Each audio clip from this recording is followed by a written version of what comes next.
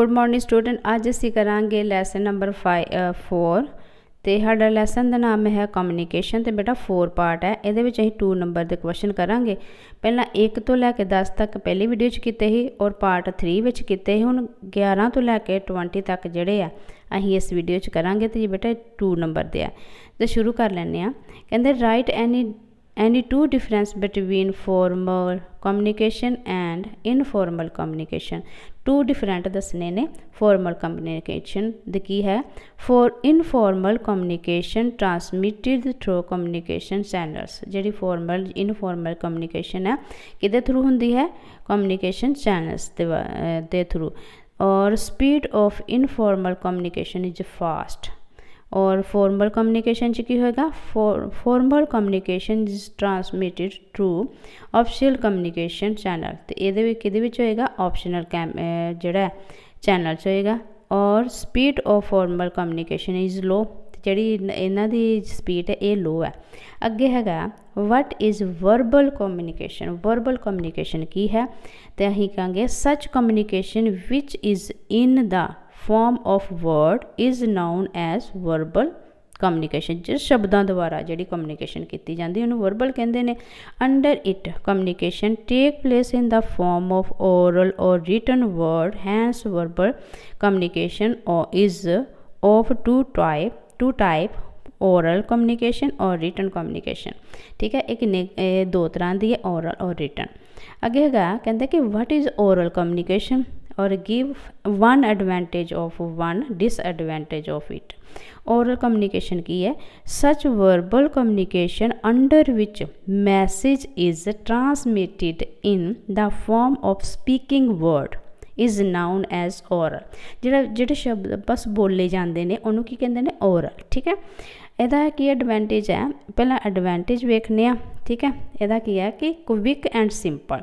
Oral communication has the quality of being quick and simple. Under it communication process get complete very easily in the very short period of time. ठीक है, कि बहुत छोटे समय में किया जा सकती है, पढ़ी जा सकती है, बोली जा सकती है। ठीक है, मतलब अगे कहते डिसएडवांटेज ऑफ ओरल कम्युनिकेशन। तो यदा की डिसएडवांटेज है कहते कि नो रिकॉर्ड। यदा कोई रिकॉर्ड नहीं, जी गल कर दी अं एक दूजे ना करते पे कोई रिकॉर्ड थोड़ी रखते कि तुम आ क्या वा। ठीक है, तो ये कम्युनिकेशन कहते there is no written record of oral communication. Hence it is difficult to use it as a source of reference in future.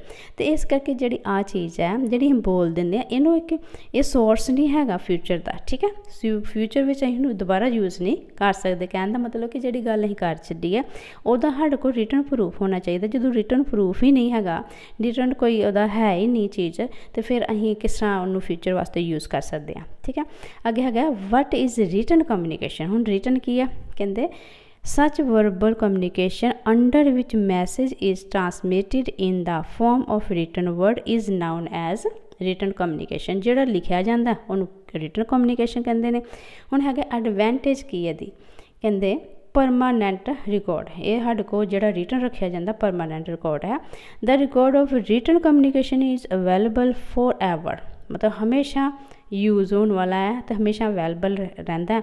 It can easily be use as a source of reference in the future और it can be presented as lawful record anywhere. मतलब ये जो record रख लें मतलब बहुत ही useful है future वास्ते। तो किते भी लैके जा सकते हैं, किते भी साढ़े को लैके जा सकता है रिकॉर्ड। हुण है डिसएडवांटेज ऑफ रिटन कम्युनिकेशन कहते written communication is more expensive method है। ठीक है, written communication is more costly than oral communication. हुण असीं आम गलबात करते हैं उहदे वास्ते ना सानूं पैन चाहिए, ना सानूं कापी चाहिए, ना कुछ नहीं चाहिए।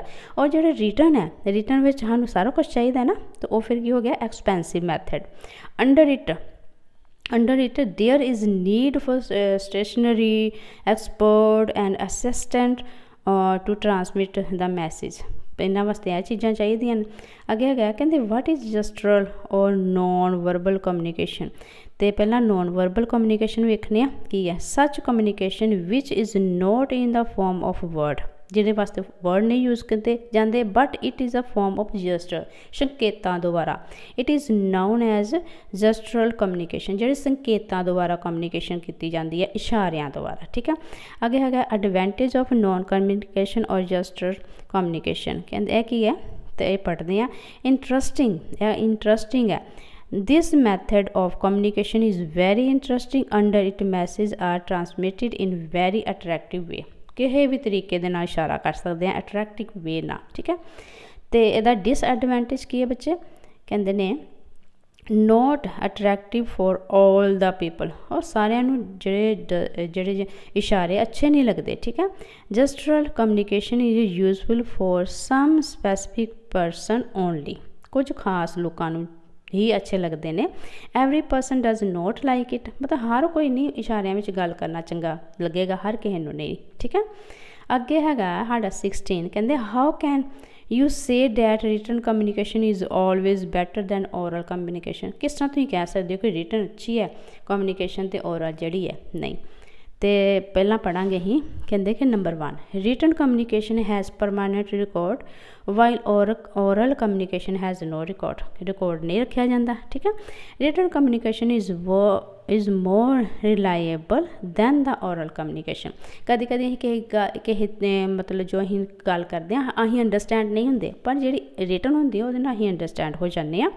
अगे है right written communication is suitable of lengthy message but oral communication is not। ठीक है, अगे है there is no responsibility of distortion of written communication while oral communication got distorted।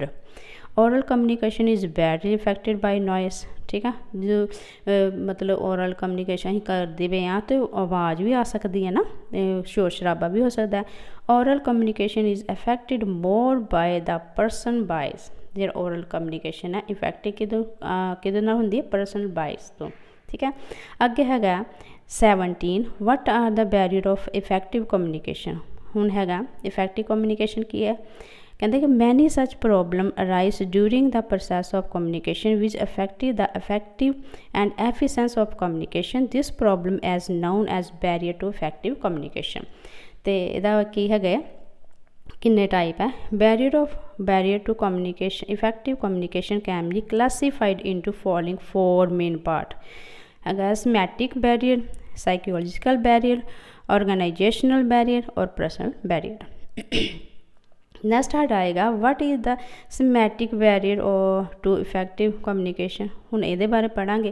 कहते there are several problem regarding the interpretation of the word and sentence etc during the process of communication। such problem are known as semantic barrier of communication। कई नहीं भी शब्दां ਦੀ ਜਿਹੜੀ ਸਮਝ ਆ ਜਾਂਦੀ ਨਹੀਂ ਆਉਂਦੀ ਤਾਂ ਉਹਦੇ ਨਾਲ ਇਹ ਪ੍ਰੋਬਲਮ ਜਿਹੜੀ ਪੈਦਾ ਹੋ ਜਾਂਦੀ ਹੈ। This barrier arises because different person interpret different word in different way.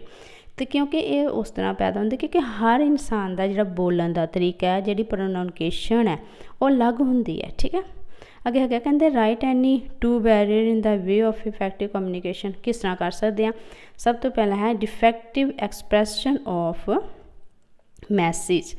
This barrier arises when incorrect word, incorrect symbols or incorrect language are used for transmitting the message। ਜਦੋਂ ਅਸੀਂ ਇਨਕਰੈਕਟ ਵਰਡ ਬੋਲਦੇ ਹਾਂ, incorrect symbol ਤੇ incorrect language ਹੁੰਦੀ ਹੈ ਤੇ ਉਹਦੇ ਨਾਲ ਇਹ ਪ੍ਰੋਬਲਮ ਪੈਦਾ ਹੋ ਜਾਂਦੀ ਹੈ। ਤੇ ਅੱਗੇ ਹੈਗਾ use of the word and symbol with multiply meaning। ਕਹਿੰਦੇ if the word and symbol with multiply meaning are used to transmit message even then many barriers are created in the way of effective communication। ठीक है, next है 20 कहते give any two measure to overcome the barrier of effective communication। किस तरह कर सकते हैं इन्हू control च। तो सब तो पहला हैगा साडा क्लियरिटी और certainly for effective communication it is essential that there should be clarity and certainty about the message to be transmitted।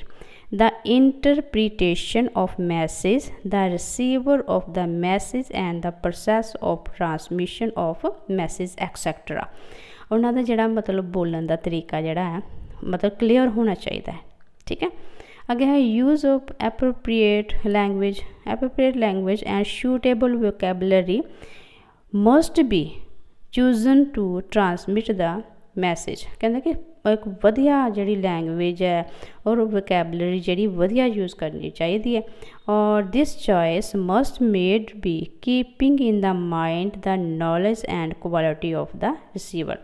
तो यह जी चीज़ां जड़ियाँ तो नॉलेज है और जिहड़ा सानूं देण दिया रिसीवर करते पे हैं उहदे वास्ते बैनीफिट वाली मतलब इन्हां चीज़ां नूं ध्यान विच रख के असीं की कर सकते हैं, असीं अपनी जिहड़ी इफैक्टिव कम्युनिकेशन कर सकते हैं।